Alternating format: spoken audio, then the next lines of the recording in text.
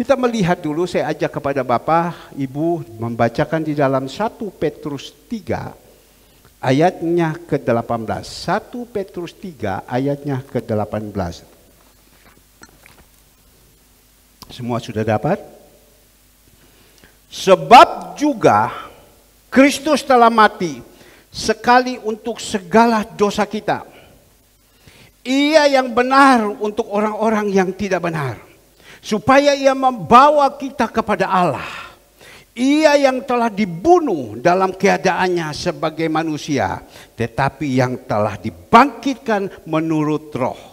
Dan di dalam roh itu juga ia pergi memberitakan Injil kepada roh-roh yang di dalam penjara, yaitu kepada roh-roh mereka yang dahulu pada waktu Nuh tidak taat kepada Allah. Ketika Allah tetap menanti dengan sabar waktu Nuh sedang mempersiapkan bahtaranya, di mana hanya sedikit, yaitu 8 orang yang diselamatkan oleh air bah itu. Kembali lagi Bapak Ibu yang dikasihi Tuhan, surat pertama dari Rasul Petrus menuliskan, kita tahu Petrus itu sangat-sangat mengetahui tentang Tuhan kita Yesus Kristus. Selama 3,5 tahun dia ikut Yesus.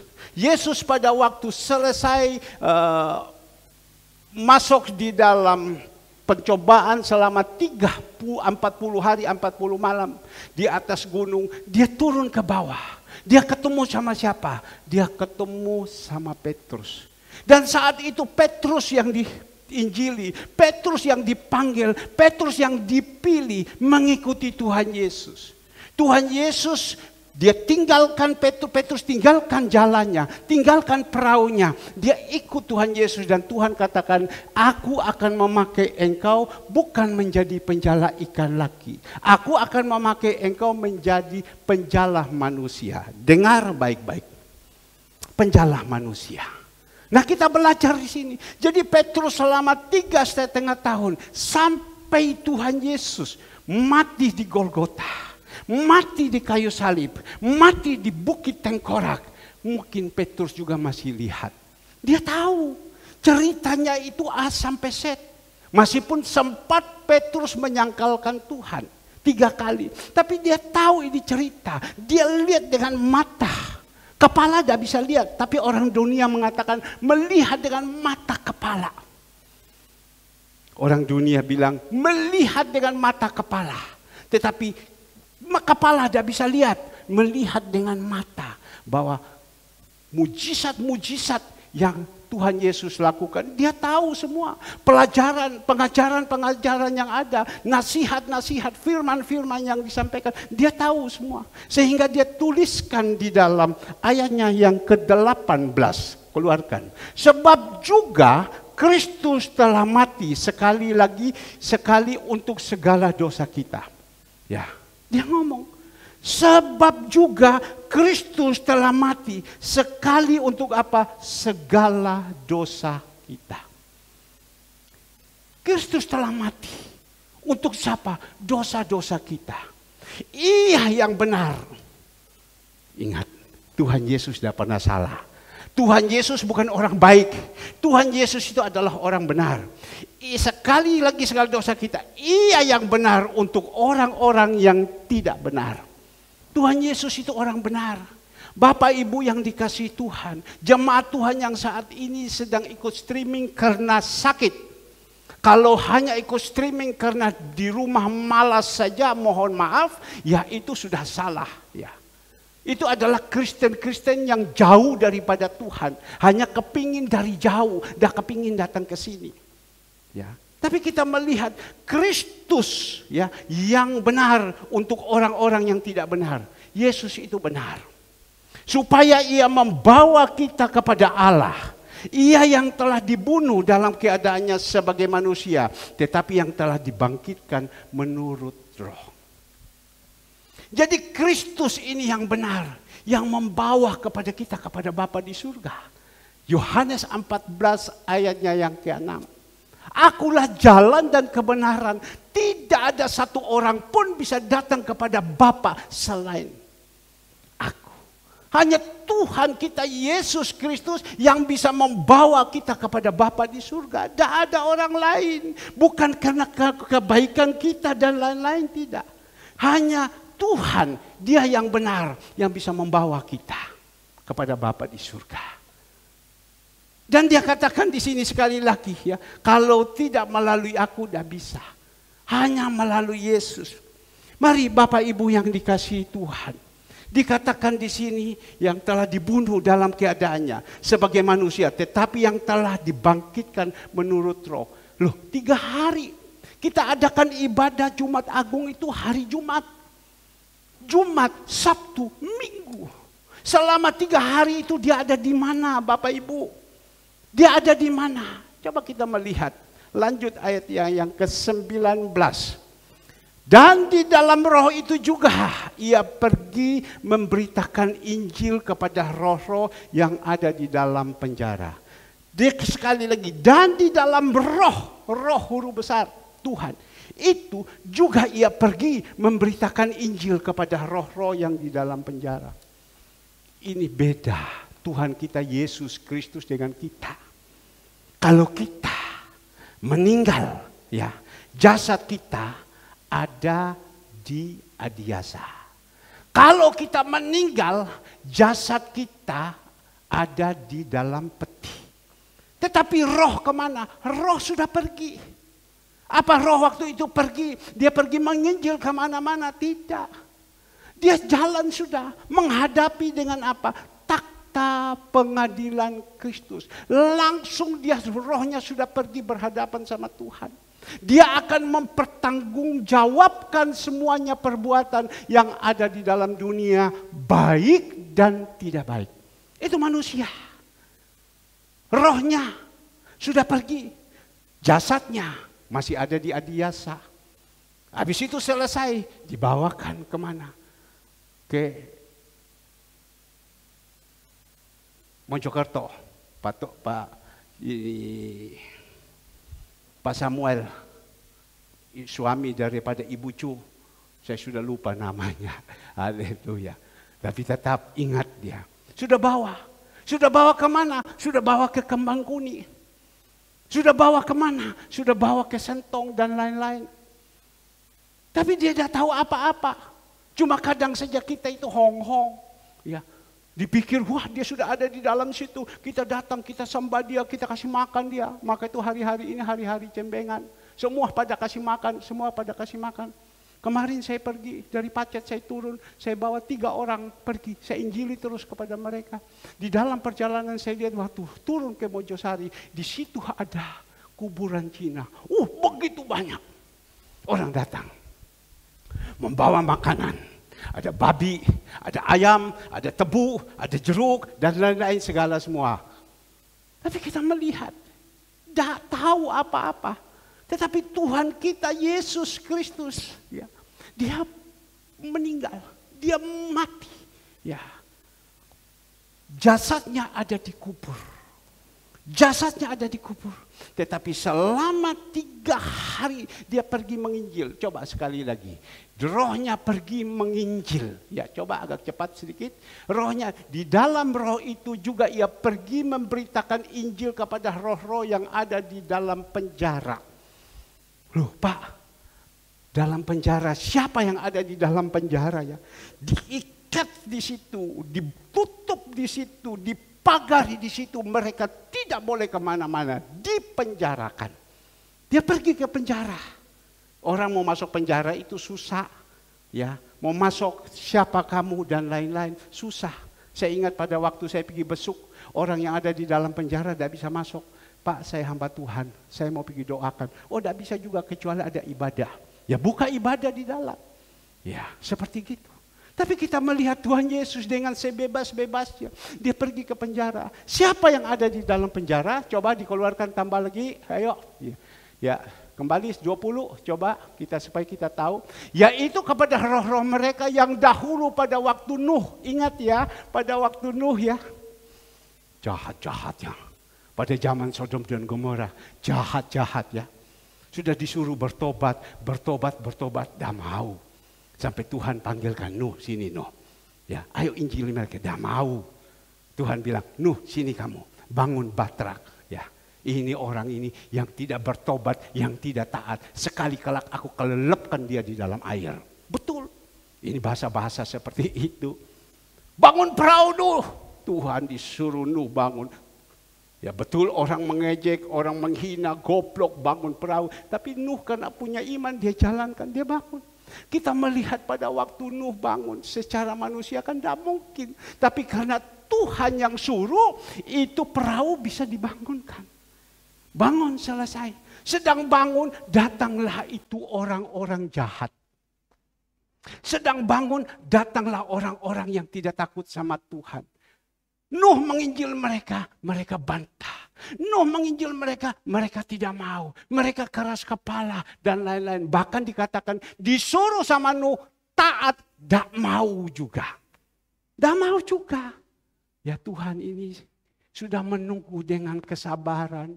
Orang-orang ini kok model begini ya. Model ini orang kok susah ya. Ya sudahlah. Kadang orang itu sudah tidak bisa diomongi, ya mau diapain lagi. Mau dibicarakan apa lagi?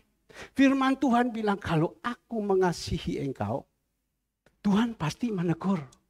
Tapi kalau sudah mengasihi, ditegur, tidak bisa, ya mau dibuat apa? Ya diam saja, bawa di dalam doa. Serahkan saja kepada Tuhan.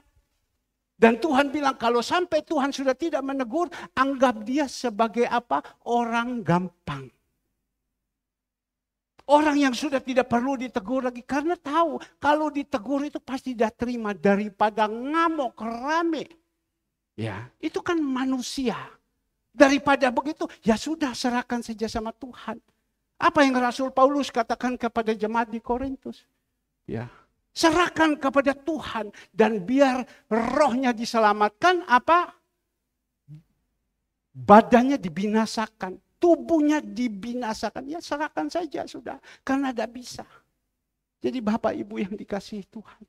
Kalau sampai hari ini saya sebagai gembala, ya tidak pernah lagi berbicara, tidak mau menasihati, tidak mau menegur. Ya karena berpikir, aduh resiko ya. Daripada lebih baik kita diam. Diam itu baik. Lebih baik kita sabar.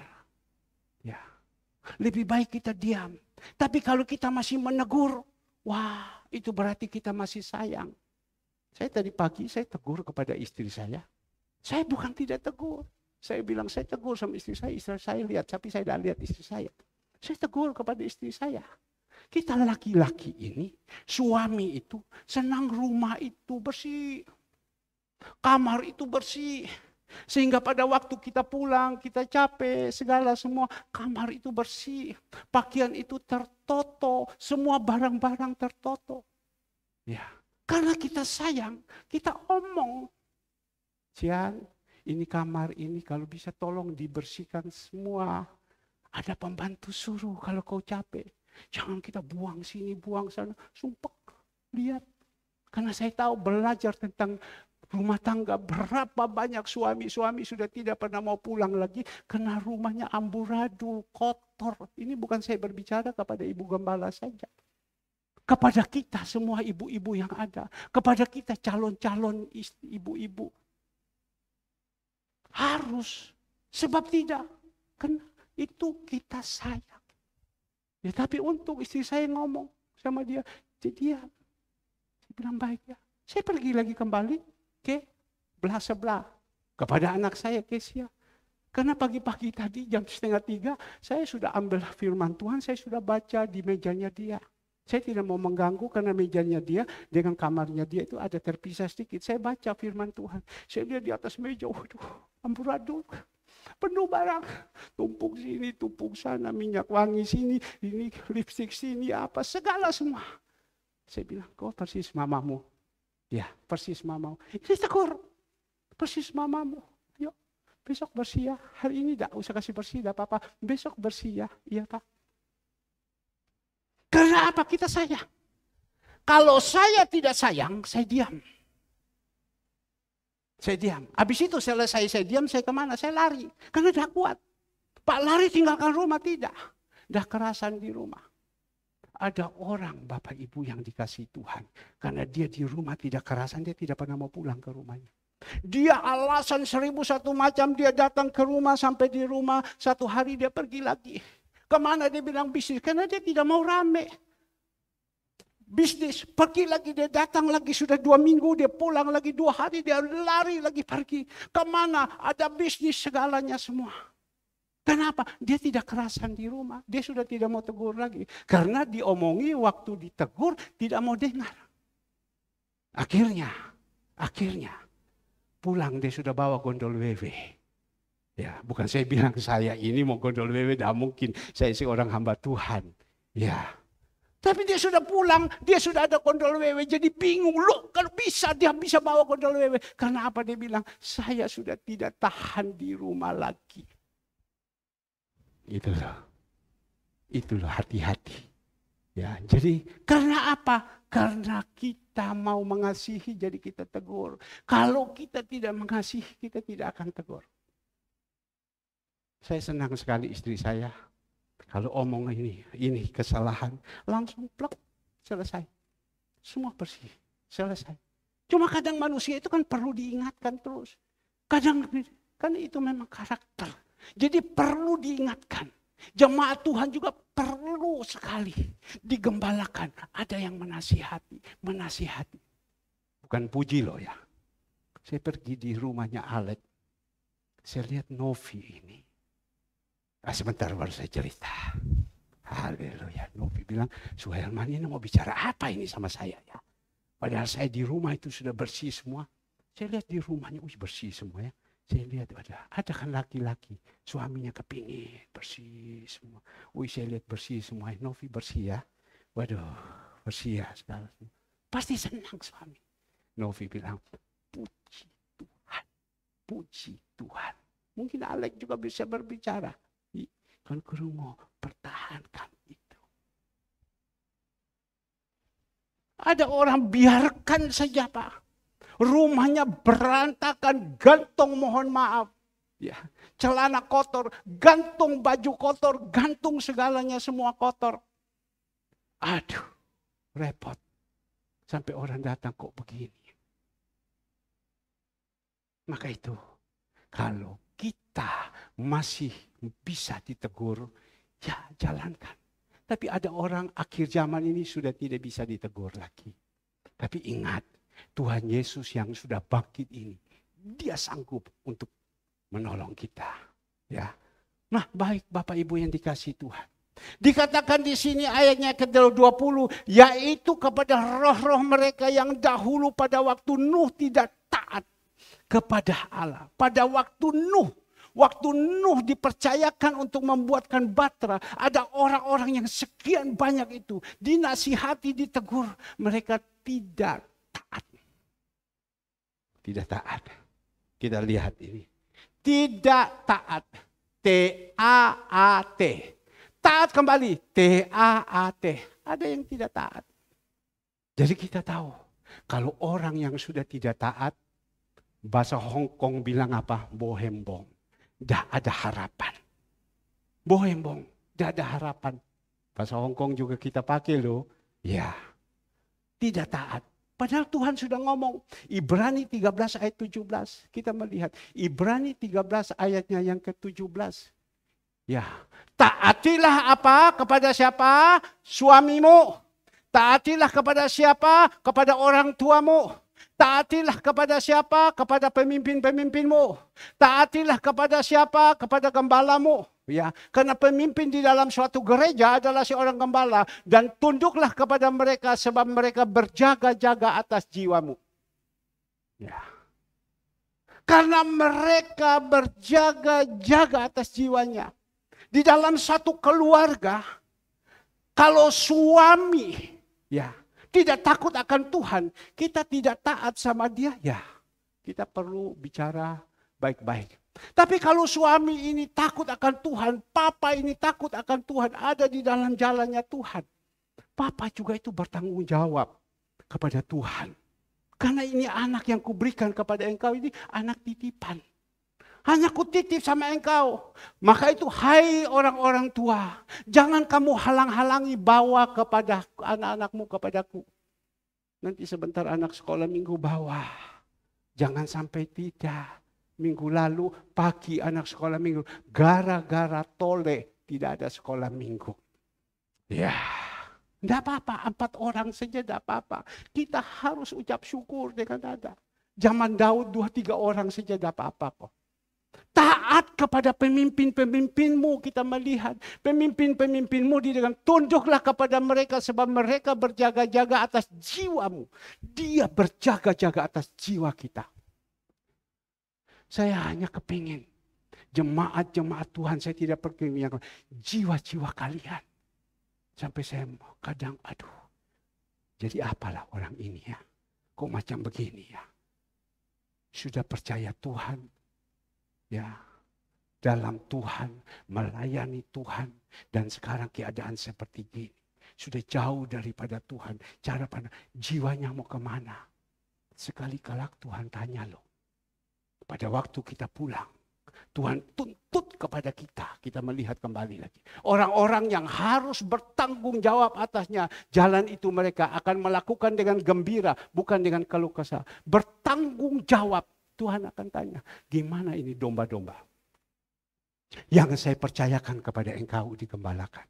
Bagaimana ini domba-domba? Tuhan, saya sudah ngomong Tuhan, tapi tidak mau Tuhan. Udah jauh, kalau dulu nurut Tuhan, sekarang udah tidak mau lagi. Kita paksa nanti kan berkelahi. Kok paksa-paksa? Kok ikut-ikutan? Bahkan dibanding-bandingkan dengan firman Tuhan ini, dibanding-bandingkan, ya sudah lebih baik diam. Tapi Tuhan juga mengatakan di dalam Yeskiel, kalau ada orang berdosa, dia melakukan salah, engkau tidak berbicara kepada dia. Keluarkan ayat. Kau tidak berbicara kepada dia. Pada waktu dia mati, kau bertanggung jawab.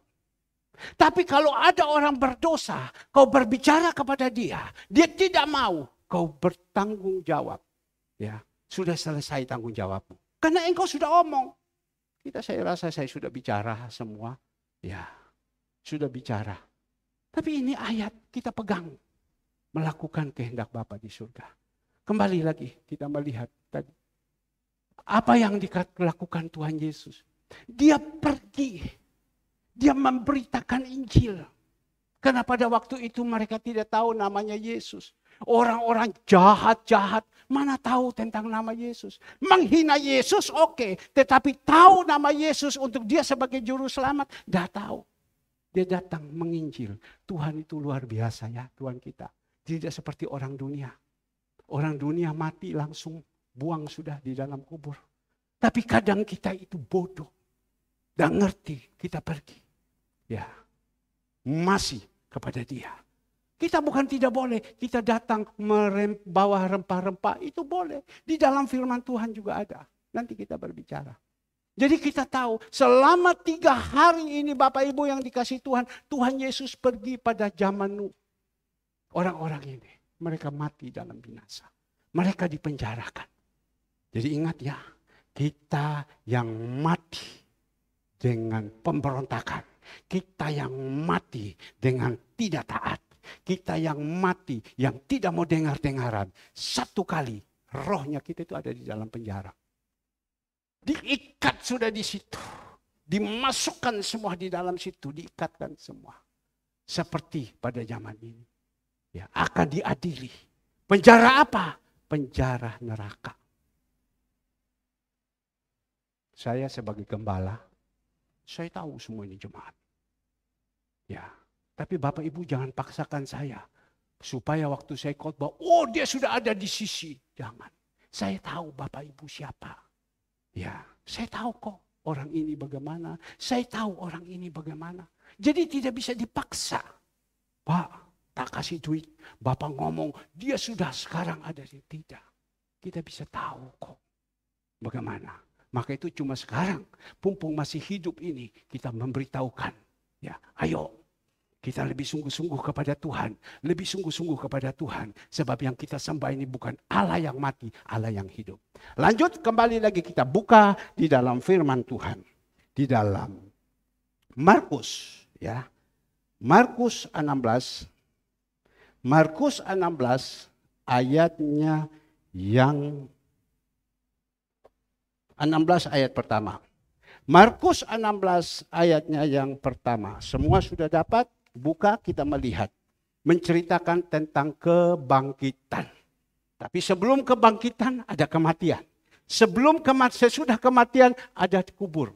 Tapi kita sekarang belajar tentang kebangkitan. Karena hari ini semua umat Tuhan memperingati hari kebangkitan Tuhan Yesus. Bukan hanya memperingati kebangkitan Tuhan Yesus, habis itu selesai cia-cia, tidak. Kita harus bangkit, jangan sampai kita tidak bangkit. Kalau Yesus bangkit, kita juga tidak bangkit, mau jadi apa kita? Minta sama Tuhan, Tuhan aku kepingin bangkit Tuhan. Kalau selama ini aku ini jadi orang yang seperti model begini. Tidak bisa diomongi, tidak bisa dinasihati, tidak bisa ditegur. Orangnya keras dan lain-lain, tidak bisa. Tuhan tolong rubah saya, bangkit. Saya bilang pada Daniel, engkau harus bangkit.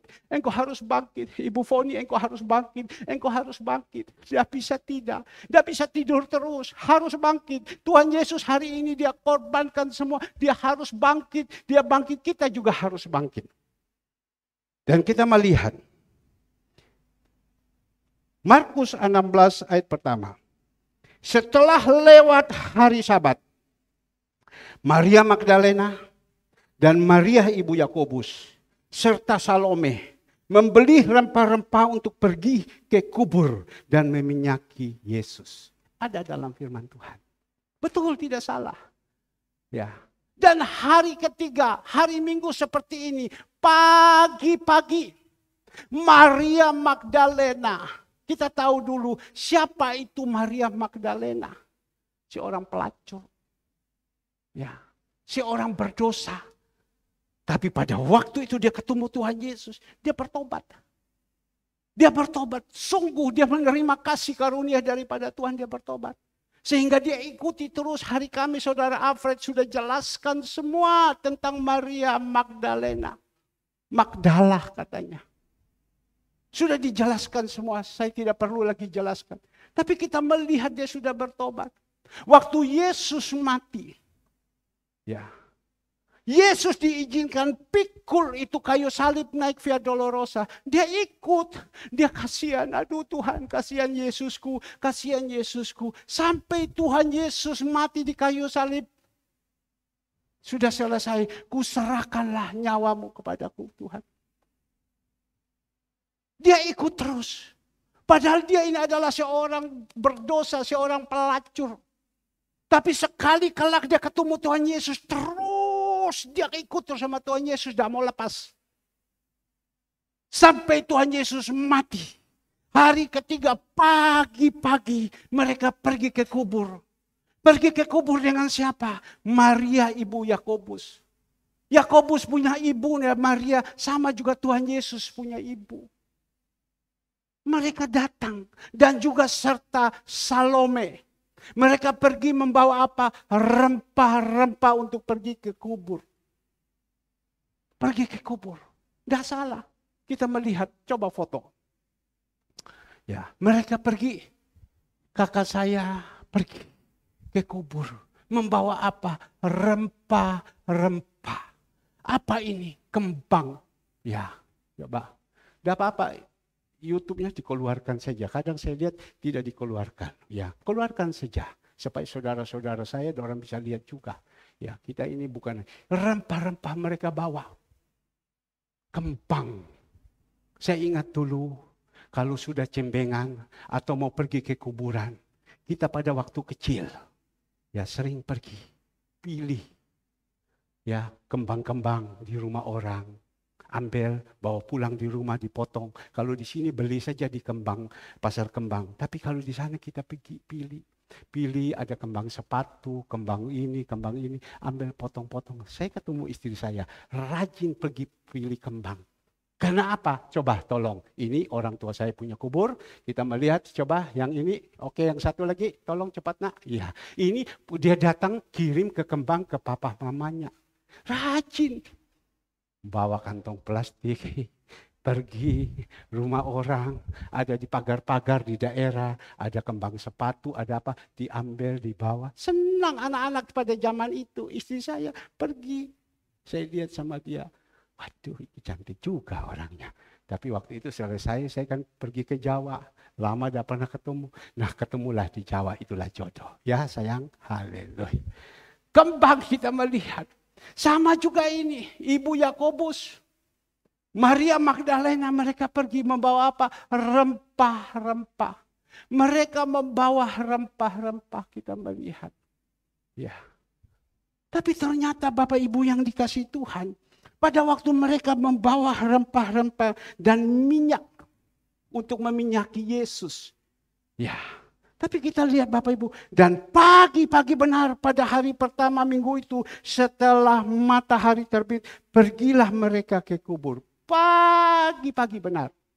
Ya, mereka juga sama. Saudara-saudara saya, kami juga jam 4 pagi setengah 5, ayo bangun, bangun, bangun. Ayo bangun, bangun, bangun, kita pergi. Ya, sudah kita pergi ke sana, Bapak Ibu yang dikasihi Tuhan. Pagi-pagi benar. Betul, tidak salah. Tetapi kita ini pergi mencari orang yang sudah mati, ya, merempah-rempahkan dia. Tetapi kita datang kepada Yesus, Yesus yang mati ini, yang saat itu tidak ada di kubur, dia sudah bangkit. Sudah bangkit. Nah, kita belajar Bapak Ibu. Di dalam ayat ketiga, mereka berkata seorang kepada yang lain, siapa yang akan menggulingkan batu itu bagi kita dari pintu kubur ini? Siapakah yang bisa menggulingkan? Mereka katakan, tolong foto tadi kubur itu. Ya, yang punya Om. Siapa yang bisa menggulingkan kubur ini? Batu yang begitu besar, yang tendes di situ ada Yesus, mayatnya Yesus ada di situ. Siapa yang bisa menggulingkan? Kita ini yang sekarang guling ini. Begitu besar, kita lihat, bukan itu, yang satu. Ya, yang satu agak cepat sedikit. Ya, kita melihat siapa yang bisa menggulingkan. Ya, kita melihat ini di dalam ada papa saya, ada mama saya. Ya, ini di belakang ini rumput, tapi di dalam itu sudah ngecor semua. Sudah dicor semua. Siapa yang bisa? Mereka ngomong siapa yang bisa? Kecuali bawa alat berat, dihancurkan semua, diangkat sama dia, itu bisa pakai alat berat. Tetapi ini dah, siapa yang bisa menggulingkan batu yang begitu besar? Dan dia katakan, tetapi ayat 4, tetapi seketika mereka melihat dari dekat, tampaklah batu memang yang sangat besar itu sudah terguling. Ini yang paling penting. Sekali lagi, mereka berkata seorang kepada yang lain, siapa yang akan menggulingkan batu itu bagi kita dari pintu kubur? Lanjut ayatnya yang keempat, dikatakan di situ. Ayat keempat, tolong. Ya. Tetapi ketika mereka melihat dari dekat, mereka datang dari dekat melihat itu. Baru mereka tahu, wah, sudah terguling. Kalau dari jauh kan kita tidak tahu. Itu terguling apa tidak, karena melihat dari jauh. Ya, dari jauh. Seperti apa yang dikatakan saudara Alex. Orang itu kalau jauh daripada Tuhan, dia kepingin dari jauh. Ya, hanya melihat, tidak bisa melihat apa-apa. Tetapi datang kepada kita yang dari dekat. Seperti kita ini. Ada anak saya, Kesia, istri saya, Ibu Cu. Yang lain juga masih bagus. Yang udah jauh-jauh, mau lihat apa? Ya, mungkin kalau pendeta sudah tidak lihat, ya kita main HP aja. Itu kan dosa akhir zaman. Ya, karena kepingin lihat dari jauh. Tapi pada waktu, tetapi ketika mereka melihat dari dekat. Ya, tampaklah batu yang memang sangat besar itu sudah terguling. Kita kalau datang sama Tuhan, berusaha dari dekat. Ya, saya lihat banyak orang kadang ke gereja, dia kepingin lari ke depan, duduk. Tapi ini sekarang ini kalau Pak Daniel saja yang mau duduk depan. Ya, Pak Daniel cepat ya kembali supaya duduk kursinya ini lagi. Iya Pak Gembala. Ada orang sudah tidak kepingin lagi, lari ke belakang. Lihat dari jauh. Kita harus datang, mendekatkan diri sama Tuhan. Bukan mendekat, melekat. Kalau bisa diizinkan kita ada di sini. Kita ingat orang lumpuh. Pada waktu Tuhan Yesus adakan KKR di Kapernaum sana. Di situ begitu penuh. Orang lumpuh ini berusaha masuk, tidak bisa masuk. Mereka bongkar atap, mereka turunkan langsung ke depan Yesus. Terjadi mujizat, kesembuhan terjadi. Karena mereka kepingin dekat dengan Tuhan. Dekat dengan Tuhan seperti kita dekat. Dekat dengan Tuhan, ada hubungan yang baik dengan Tuhan. Dekat dengan Tuhan. Justru kalau kita mau dekat dengan Tuhan, segala persoalan ini Tuhan bukakan. Justru kalau kita dekat sama Tuhan, segala persoalan masalah kita itu selesai. Batu yang sangat besar secara manusia tidak bisa, tetapi digulingkan oleh siapa? Oleh dua orang yang biasanya. Siapa? Malaikat surga. Datang menggulingkan. Kita melihat nanti. Datang kepada Tuhan. Dekatkan sama Tuhan. Dengan sendiri nanti persoalan masalah kita akan diselesaikan. Persoalan masalah apa Bapak Ibu yang dikasihi Tuhan? Ya. Dalam segala segi hidup. Saya tidak omong dulu persoalan ekonomi. Persoalan rumah tangga. Persoalan kesehatan kita. Persoalan apa? Kelihatan besar, besar, besar. Bagi Tuhan itu tidak ada yang mustahil. Bapak Ibu tahu, kemarin ada satu mobil Innova hitam ada di belakang. Tahu siapa? Orang datang kepada saya. Karena apa? Dia punya masalah yang begitu besar. Dia sudah tidak berdaya lagi. Hanya tarik napas. Istrinya kejar dia. Papa mertuanya kejar dia. Segalanya kerja dia. Dia udah putus asa. Dia datang sama saya. Ya, Pak, gimana ini Pak? Inilah persoalan saya. Waduh Pak, dah kuat Pak. Bicara dengan saya sebentar, istrinya tanya, bagaimana ini sudah ada jawaban apa tidak? Bertanya lagi, bagaimana papanya lagi nangis, bagaimana papa mertuanya. Dia orang benar, orang baik loh. Baik orangnya. Tapi dia bilang, aduh persoalan saya terlalu berat. Banyak sekarang orang persoalan ekonomi. Banyak orang sekarang persoalan rumah tangga. Banyak sekarang persoalan hubungan suami istri. Kalau ekonomi sudah tidak bagus, pasti rumah tangganya tidak bagus. Kalau rumah tangga sudah tidak bagus, suami istri juga pasti tidak bagus. Semua tidak bagus. Sehingga punya masalah besar. Dia datang kepada saya. Pertama dia WA dulu. Habis WA Tuhan taruh kepada saya. Telepon dia. Waktu telepon dia Tuhan bilang panggil dia datang ke sini. Engkau berbicara sama dia. Dia datang di sini. Datang berbicara. Dia ceritakan semua dia punya kesusahan. Ya. Dia ceritakan semua dia punya kesusahan. Loh saya bilang kamu kan orang baik. Kau ini orang baik. Iya dia bilang. Saya punya hutang Pak. Ya. Kartu kredit. Sekian banyak Pak. Saya punya hutang. Habis itu, kartu kredit kalau punya saya ada apa-apa. Debt kolektor kejar saya ada apa-apa. Tetapi kartu kredit ini yang punya papa mertua. Papa mertua punya kartu kredit kasih saya pakai. Ya saya bilang karena kau orang baik. Karena engkau baik jadi papa mertuamu kasih kepada engkau. Kalau engkau jahat dia usir kamu keluar. Tapi karena engkau baik, tetapi engkau baik. Iya dia bilang maka itu dia bilang. Saya sekarang sudah tidak bisa berbuat apa-apa lagi. Saya punya tanggungan di luar sekian banyak. Ya, untuk hidup saja sudah setengah mati dan lain-lain. Padahal orang ini baik. Padahal orang ini baik. Baik. Ke gereja rajin. Ya.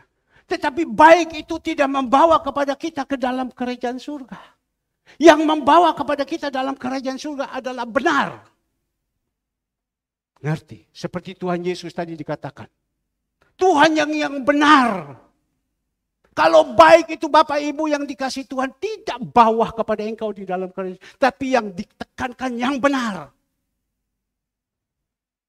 Saya mulai menceritakan. Dia nangis. Pada waktu itu hujan besar. Ingat ya ibu-ibu yang kemarin datang. Hujan besar. Saya bilang saya ini sebenarnya capek sekali. Saya ngantuk, saya mau tidur. Tapi karena kau WA sama saya tahu.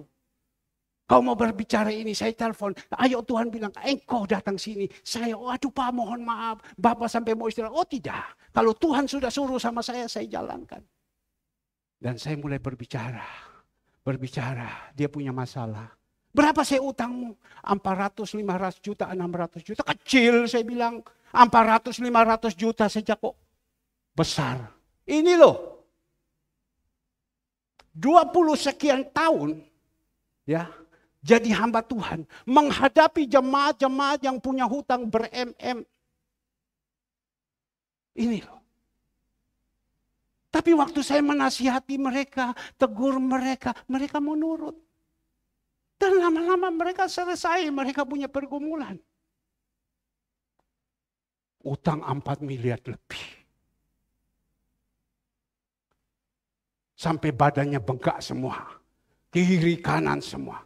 Tapi kita berikan kekuatan, kita semangatkan mereka, kita doakan mereka, kita bawa di dalam doa puasa. Lama-lama selesai. Orang yang punya masalah, utang Pak, kalau Bapak tidak bantu sama saya, besok dia bilang. Saya ketemu orang ini, saya dibunuh mati, saya ditangkapkan masuk dalam polisi. Tolong Pak, aku butuh 150 juta. Saya bilang, saya ini kan seorang hamba Tuhan. Bagaimana cara kau suruh saya pergi cari utang di luar? Tapi saya hanya bisa berdoa. Saya menasihati dia, saya tegur dia, dan saya bimbing dia. Besok pagi dia akan tangkapkan engkau. Dia akan masukkan engkau di tahanan. Jam 5 pagi engkau datang menangis di bawah kaki. Minta ampun sama dia. Kesombongan-kesombonganmu tinggalkan semua. Datang cium kakinya, minta ampun. Dan ternyata, mana bisa Pak datang itu. Karena Tuhan senang orang yang rendah hati. Ternyata dia datang, bisa selesai. Satu persatu. Berapa banyak lagi orang-orang yang susah. Tuhan izinkan semuanya. Apalagi kau kecil, saya bilang. Dia kaget, diberikan semangat. Dia telepon, dia punya istri. Pak Pendeta bilang itu kecil urusan kita. Kecil, saya bilang, Tuhan Yesus mau tolong sama kamu itu kecil. Tuhan Yesus yang besar siap menjadi miskin untuk kita. Tuhan Yesus yang kaya siap jadi miskin untuk kita. Kita yang miskin diangkatkan sama Tuhan naik ke atas. Kenapa? Ini ceritakan tentang kebangkitan. Singkat cerita omong. Saya doakan dia. Pak, terima kasih Pak. Terima kasih Pak. Sampai saya waktu itu dia bilang, saya ini kantong sudah tidak ada. Mau tak cabut uang kasih sama dia. Tapi Tuhan bilang, biar dia masih kuat. Yang penting bukan uang yang kau kasih sama dia. Tapi kau berikan kekuatan. Yesus yang sudah bangkit. Yesus yang mati. Hari ketiga dia bangkit. Kita juga harus bangkit. Mana bisa Pak? Mana bisa? Bagi Tuhan tidak ada yang mustahil. Lukas 1 ayat 37. Kita harus bangkit. Tapi kalau kita sendiri jadi orang, kayak gitu. Keras kayak gitu. Gimana mau bangkit? Yang mau bangkit itu Tuhan Yesus karena dia benar. Maka itu kita berusaha, kita jadi orang itu harus benar. Bukan baik. Saya saksi sama dia. Saya mulai menceritakan. Karena dia berbicara pada waktu itu kesusahan tentang ekonominya. Rumah tangganya sudah mulai goyang. Istrinya udah mulai ngamuk-ngamuk. Bagaimana kau dengan gembalamu? Oh, jangan bicara itu Pak. Saya dengan gembala tidak ada hubungan. Cuma yang penting kita datang, duduk, koplok, senang, koplok, senang. Gembala dah mau tahu. Ya, baik. Kau ada apa-apa, kau hubungi saya. Kau ada apa-apa. Karena kalau ada orang yang tidak digembalakan, engkau mengembalakan dia. Kau hubungi dia. Apa yang terjadi Bapak Ibu? Saya ngomong sama dia. Ayo, semangat. Kau ngomong. Terima kasih Pak. Terima kasih Pak. Terima kasih Pak. Saya sudah dapatkan kekuatan. Dia kemarin itu membutuhkan dana juga banyak. Dia bilang saya sudah putus asa, sudah tidak ada jalan. Tetapi saya bilang Tuhan kita ini sanggup untuk tolong kita. Dulu waktu kami ambil alih gereja. Ambil. Ketemu kepada hambanya. Dia sembunyi di got. Dan pada waktu itu dia bilang 1,5 miliar. Tapi urusan semua Bapak. Mau makan saja di rumah susah. 1,5 miliar. Tapi dengan keberanian. Ada Roh Kudus di dalam hidup saya pegang tangannya. 300 juta. Oke, jadi. Dan dia jawab, 200 kasih saya, 100 bagi itu orang-orang semua. Kapan bayar? 2 hari lagi dia bilang, saya ikut. Di rumah saja tidak ada uang. Tapi kita melihat, besok pagi Tuhan campur tangan, Tuhan ambil alih. Dan uang itu sudah ada di bank. Berikan kemuliaan dulu untuk Tuhan kita Yesus Kristus. Saya saksikan kepada dia, Tuhan yang kita sembah itu bukan Tuhan yang mati. Ini bukan saya berbicara tentang berkat, tetapi berbicara tentang kebangkitan Tuhan Yesus. Tapi saya harus berharap kepada siapa? Berharap kepada kebangkitan, yaitu Tuhan Yesus yang bangkit ini.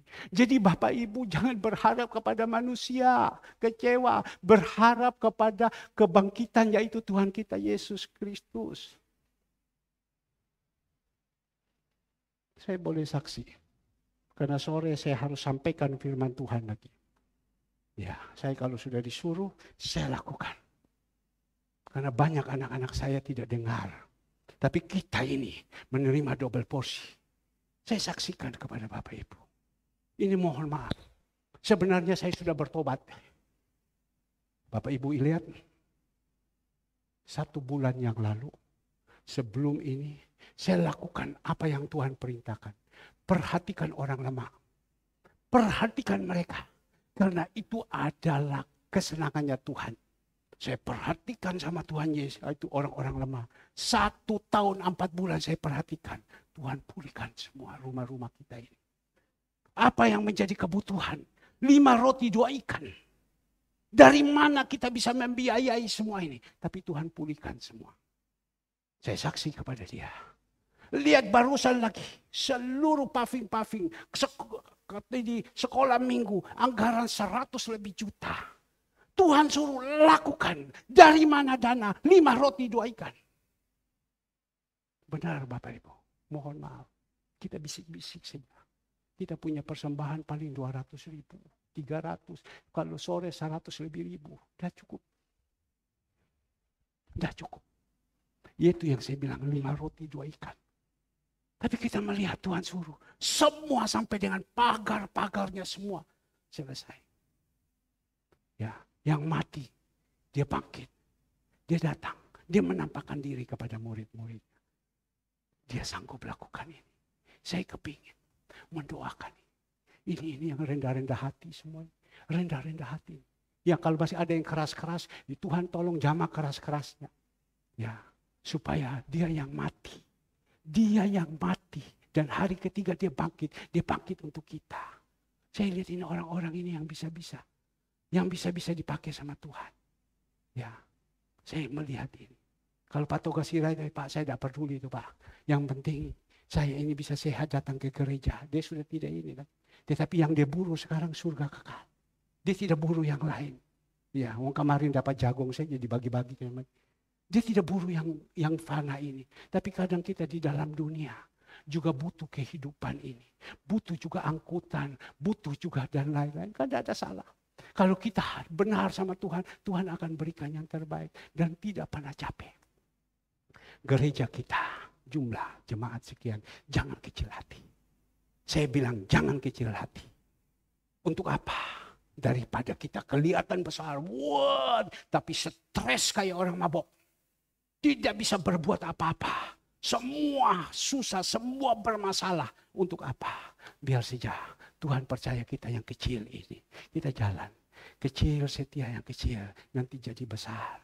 Untuk apa kita uang. Tapi di ujung-ujungnya semua itu malapetaka. Maka itu biar pagi hari ini saya berdoa. Nanti kalau Tuhan memberkati Lindung. Ya waduh. Bu Retno bilang amin, amin, amin. Bu Retno, Lindung mana? Ya iso. Jangan. Betul dah ya. Ya rendah hati. Ada contoh-contoh orang-orang yang sudah ada di sini. Yang bisa dipakai sama Tuhan. Kalau Tuhan memberkati siapa lagi? Hendrik. Ya Bu Evi bilang amin, amin, amin. Kalian rendah hati. Ya kalian rendah hati. Kalau Tuhan memberkati Pak Tulus. Biar Tuhan kau pakai Pak Tulus. Ya. Tapi punya kerendahan hati. Jangan sampai waktu Tuhan sudah pakai dia segala semua. Apa ini Om Herman kok telepon saya terus. Memusingkan saja. Dia tidak tahu saya lagi sibuk. Saya lagi rapat dan lain-lain. Tapi kalau sekarang dia begini. Tuhan memberkati. Kamu tetap ada di bawah. Kamu belajar dari contoh-contoh ini. Kok Andre dikasih ngamuk. Waktu saya ambil itu Camry. Saya ajak duduk di situ. Saya berbicara dengan orang. Dia pasang belakang. Dia pasang belakang, dia tidak mau dengar. Ya, pada waktu saya ambil ini, dia juga tidak mau ikut. Ya, tapi waktu tanda terima, saya panggil, kamu udah mau lihat ini? Ya, yang pakai siapa nanti? Papa ini buat untuk kamu. Baru, ya, tidak pernah kepingin yang wah-wah. Tetapi kalau Tuhan kasih, kenapa tidak? Salomo tidak pernah kepingin kaya, tapi kalau Tuhan kasih, kenapa tidak? Tapi jangan sampai kalau sudah kasih, kita mulai lain. Ada orang pernah berkata begini. Saya pernah bawa dia pergi ke daerah dekat Tuban sana. Anda tahu di tempat wisata. Waktu kami sedang makan ikan, dia hanya ngomong begini sama saya. Su, aku hanya minta satu. Saya sekarang sambil tertawa, berdoa minta sama Tuhan mobil. Nanti kalau pak mobil supaya kita bisa antar jemaat. Itu loh, soalnya kan tidak enak kalau kita begini. Saya hanya minta sama Tuhan saja satu, Tuhan kasih mobil. Ya, tapi juga Tuhan kasih mobil juga tidak kasih juga sama aja. Saya bilang, Tuhan tahu hatinya. Saya barusan mobil saya yang expander jual. Kaki tidak punya kaki. Mohon maaf. Ya, tidak punya kaki. Gimana Tuhan? Anak saya harus pergi kuliah, pergi asdos. Segala ada urusan banyak. Saya harus juga pergi pagi-pagi. Tidak punya. Tetapi pagi-pagi saya telepon anak saya. Lek, Om tidak punya kendaraan. Mobil ini dijual. Baik Om, ambilan Om. Atau saya yang antar. Ya, bukan ngamuk. Om tidak punya kendaraan. Pak Om pakai punya kamu. Baik Om, silakan Om. Ambil atau saya antar. Saya kan hanya pukul dada aja. Maka itu saya berdoa supaya dia tetap. Ya, terus nanti Tuhan akan lihat. Tuhan lihat, oh. Tuhan lihat, oh. Tuhan lihat, oh. Ya, saya rasa sekian ya. Sore nanti kita akan mendengar kebenaran firman. Masih banyak yang perlu kita sampaikan. Saya hanya pesan Tuhan kita yang bangkit ini. Ya kita sembah dia. Ya kita percaya dia. Tidak rugi. Ya bukan untuk dunia. Tetapi untuk di akhirat. Dia sudah tanggung semua urusan-urusan kita. Masalah-masalah kita. Saya minta pemusik, singer, ayo. Pelayan Tuhan kita akhiri sudah.